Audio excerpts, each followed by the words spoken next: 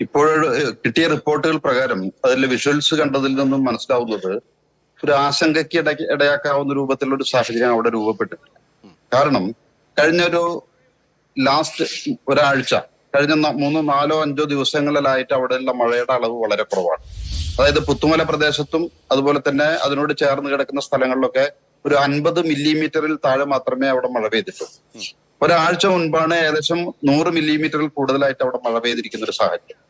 പിന്നെ ഇപ്പോൾ അതിശക്തമായിട്ടുള്ള മലവെള്ളപ്പാച്ചിൽ ഉണ്ടായി എന്ന് പറയുന്നത് ബെയിലി പാലത്തിന്റെ, നമുക്കറിയാം ബെയിലി പാലത്തിൽ നിന്ന് ഏകദേശം 5 കിലോമീറ്റർ അപ്പുറത്താണ് മുണ്ടക്കൈ ഉരുൾപൊട്ടിയിട്ടുള്ള സ്ഥലം.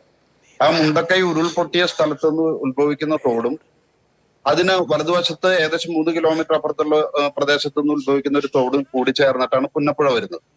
ഇവിടെ നിന്ന് അതിശക്തമായിട്ടുള്ള ഏതെങ്കിലും സ്ഥലത്ത് ഒരു 5 കിലോമീറ്റർ അപ്പുറത്തേക്കായിട്ട് വലിയ മഴ ചിലപ്പോൾ ഒരു പ്രത്യേക സാഹചര്യത്തിൽ മൈക്രോ ക്ലൈമറ്റ് എന്നാണ് അതിന് പറയാം, സൂക്ഷ്മ കാലാവസ്ഥ തലങ്ങൾ ഉണ്ടാവാം. ഒരു പ്രദേശത്ത് ചൂരൽമലയിൽ നിന്ന് ഒരു 5 കിലോമീറ്റർ മാറി മലയുടെ മുകളിൽ ശക്തമായിട്ടുള്ള മഴ പെയ്തിട്ടുണ്ടാവും. ആ മഴയിൽ അതിശക്തമായിട്ടുള്ള മഴവെള്ള പാച്ചിലുണ്ടായിട്ടുണ്ടായിരിക്കും. ആ മലവെള്ള പാച്ചിലിന്റെ ഭാഗമായി നേരത്തെ തന്നെ ഡെപ്പോസിറ്റ് ചെയ്യപ്പെട്ടിരുന്ന പല ഭാഗങ്ങളിലുള്ള ഡെബ്രീസും ചെളിയും, ഒരുപാട് ചെളി അവിടെ അടിഞ്ഞുകൂടിയിട്ടാണ്. ആ ചെളി അടിഞ്ഞുകൂടിയത് മുഴുവൻ ഒഴുകി ബെയിലി പാലത്തിന് താഴെ കൂടെ ശക്തമായിട്ട് ഒഴുകി വന്ന് അതാണ് കലങ്ങി മറിഞ്ഞതായിട്ട് അവർക്ക് തോന്നിയത് എന്നാണ് എനിക്ക് തോന്നുന്ന ഗ്രാമപഞ്ചായത്ത് മെമ്പർ സുകുമാരൻ പറഞ്ഞത് വളരെ കൃത്യമായിട്ടൊരു വസ്തുതയാണ്. ആ തരത്തിൽ അതിനെ കാണണം എന്നുള്ളതാണ്. പിന്നീട് ഇപ്പോൾ വളരെ ശാന്തമായിട്ടുള്ള സ്ഥിതിയാണെന്നാണ് റിപ്പോർട്ടുകൾ കാണിക്കുന്നത്. അപ്പൊ അത്തരത്തിലുള്ള ഒരു സാഹചര്യം ഇപ്പോൾ നിലവിലില്ല. പക്ഷേ ഭയപ്പെടേണ്ട, ജാഗ്രത എടുക്കേണ്ടതായിട്ട് ചില സാഹചര്യങ്ങൾ അവിടെ ഉണ്ട്. കാരണം കഴിഞ്ഞ വേനൽ മഴ, അതായത് കഴിഞ്ഞ മാർച്ച് മാസത്തിന് ശേഷം ഏപ്രിൽ മാസവും കഴിഞ്ഞ മെയ് മാസവും പെയ്ത മഴ വളരെ കൂടുതലാണ്. കഴിഞ്ഞ 4 ആഴ്ചയിൽ തന്നെ, മെയ് മാസത്തിലുള്ള 4 ആഴ്ചയിൽ തന്നെ ഏകദേശം ഒരു 800 മില്ലിമീറ്ററിൽ കൂടുതൽ മഴയാണ് ആ പ്രദേശത്ത് ലഭിച്ചത്. അത് വളരെ ഭീകരമായിട്ടുള്ള ഭീതിതമായിട്ടുള്ള സാഹചര്യത്തിലേക്ക് എത്തിക്കാവുന്ന ഒരു സ്ഥിതിവിശേഷമുണ്ട്. കാരണം നിലവിൽ തന്നെ ഇത്രയും മഴ പെയ്ത സാഹചര്യത്തിൽ തന്നെ അവിടെ മണ്ണ് കുതിർന്ന് അതിന്റെ വാട്ടർ സാച്ചുറേഷൻ പോയിന്റിലേക്ക് കടന്നിരിക്കാനുള്ള സാഹചര്യമുണ്ട്. ഇനി അധികമായിട്ട് അതിശക്തമായിട്ടുള്ള വീണ്ടും അതേ സ്ഥലത്ത് മഴ പെയ്യുമ്പോൾ സ്വാഭാവികമായിട്ടും ജലാകിരണത്തിന്റെ തോത് അധികരിക്കുന്ന സമയത്ത് അത് മണ്ണിനുള്ളിലൂടെയുള്ള ജലപ്രവാഹം, അതിലെ സ്വീപ്പിംഗ് എന്ന് പറയുന്നത്, ആ സ്വീപ്പിംഗ് ശക്തമാകാനായിട്ടുള്ള സാധ്യതയുണ്ട്. ആ സ്വീപ്പിംഗിന്റെ ഭാഗമായിട്ടുള്ള ഉരുൾപൊട്ടലോ മണ്ണിടിച്ചിലോ പല ഭാഗങ്ങളിലായിട്ട് സംഭവിക്കാനായിട്ടുള്ള സാധ്യത കൂടുതലാണ്. കാരണം വയനാട് ജില്ലയെ സംബന്ധിച്ചിടത്തോളം കഴിഞ്ഞ ഒരു മെയ് മാസത്തിൽ തന്നെ പെയ്തിരിക്കുന്ന മഴ മലയോര മേഖലകളിൽ 1000 മില്ലിമീറ്റർ കൂടുതൽ പോയിരിക്കുകയാണ്, ഏറ്റവും ഉയർന്ന തലങ്ങളിൽ. അപ്പം ജില്ലയുടെ വിവിധ ഭാഗങ്ങളിൽ തന്നെ ഇത്തരത്തിലുള്ള ആശങ്ക നിലനിൽക്കുകയാണ്. ഈ ജൂൺ മാസം ഇത് അവസാന ഭാഗത്തിലേക്ക് എത്തിയിരിക്കുന്നു. ജൂലൈയും ഓഗസ്റ്റും വളരെ ശക്തമായിട്ടുള്ള മഴ പെയ്തു കഴിഞ്ഞാൽ പല ഭാഗങ്ങളിലും വളരെ ശക്തമായിട്ടുള്ള മണ്ണിടിച്ചിലിനും ഉരുൾപൊട്ടലിനുള്ള സാധ്യതകൾ കാണുന്നുണ്ട്. മറ്റൊരു പ്രധാന പ്രശ്നം എന്ന് പറയുന്നത്, ഇപ്പൊ ജനങ്ങളെ സംബന്ധിച്ചിടത്തോളം അവർക്ക് വലിയ ആശങ്കയുണ്ട്. വലിയൊരു ദുരന്തത്തിൽ നിന്ന് രക്ഷപ്പെട്ട ആൾക്കാരാണ് അവരെ തൊഴിലാളികൾ.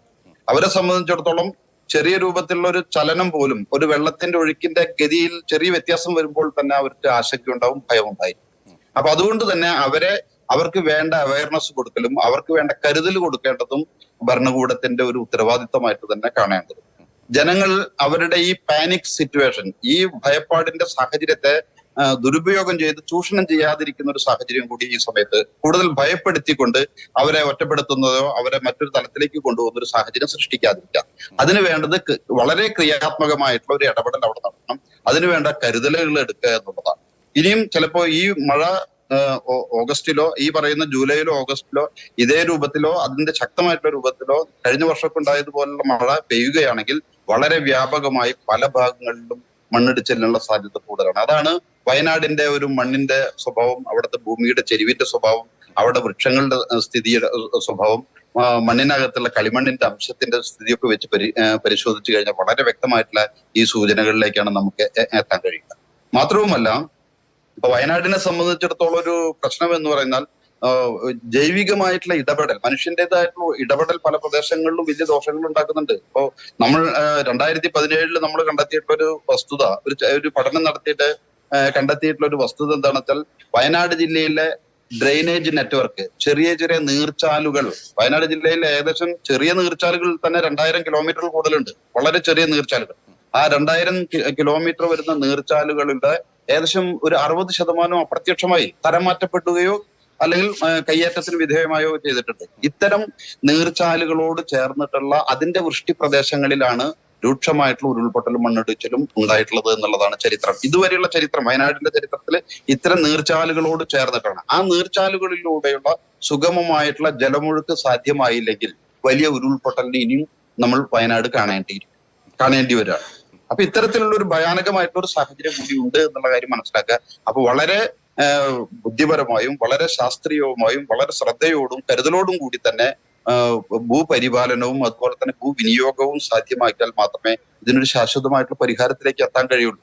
ഇപ്പോ പല മേഖലകളിലും സംഭവിക്കുന്ന ഈ ജനങ്ങളെ സംബന്ധിച്ചിടത്തോളം ഇത്രമാത്രം ആശങ്കയിലേക്ക് സ്വയം എത്തുന്ന ഒരു സാഹചര്യം ഉണ്ടായത് തന്നെ അവരുടെ ജീവിതാനുഭവമാണ്. 2019 ശേഷം 2018 മുതൽ 18 കുറിച്ചിർമലയും 19 പുത്തുമലയും 20 മുണ്ടക്കൈ ഒരിക്കൽ സംഭവിക്കുകയും 24 മുണ്ടക്കയിൽ വലിയ അപകടം ഉണ്ടാകുന്ന ഒരു സാഹചര്യത്തിലേക്ക് എത്തിയതെന്ന് പറഞ്ഞാൽ തുടർച്ചയായിട്ട് എല്ലാ വർഷവും. വളരെയധികം നന്ദി ശ്രീ പി യു ദാസ്.